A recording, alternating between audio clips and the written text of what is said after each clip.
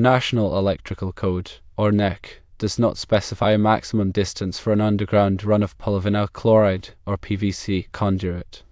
The appropriate distance varies depending on several factors. Firstly, conduit size is a major consideration. Larger conduit sizes can accommodate more conductors and have lower resistance, which allows for longer runs. Secondly, the type of conduit is important. Schedule 40 PVC conduit has a thicker wall than Schedule 80 PVC conduit. This makes Schedule 40 more resistant to crashing and less likely to fail, potentially allowing for longer runs than Schedule 80. Thirdly, soil conditions play a role. Conduit buried in well-drained soil has less risk of damage from moisture and heat compared to conduit buried in wet or rocky soil. Better soil conditions can contribute to the feasibility of longer runs. Fourthly, the presence of other utilities must be considered.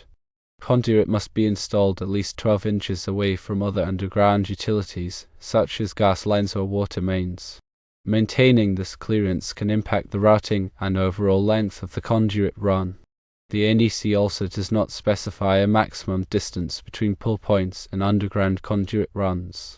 However, it's good practice to limit the distance between pull points to prevent the conductors from getting stuck or damaged during pulling.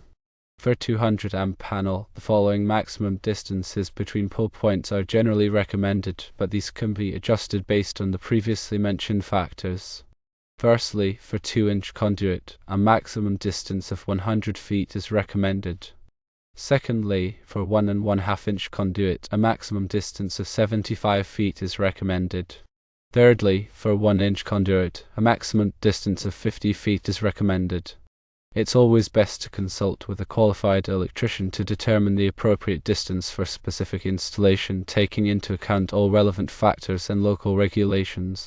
These factors can include, but are not limited to, the number of bends in the conduit run, the type and size of conductors being used, and the pulling equipment available. Proper planning and installation are crucial for ensuring a safe and reliable electrical system. Always adhere to the NEC and local codes, and seek professional guidance when needed.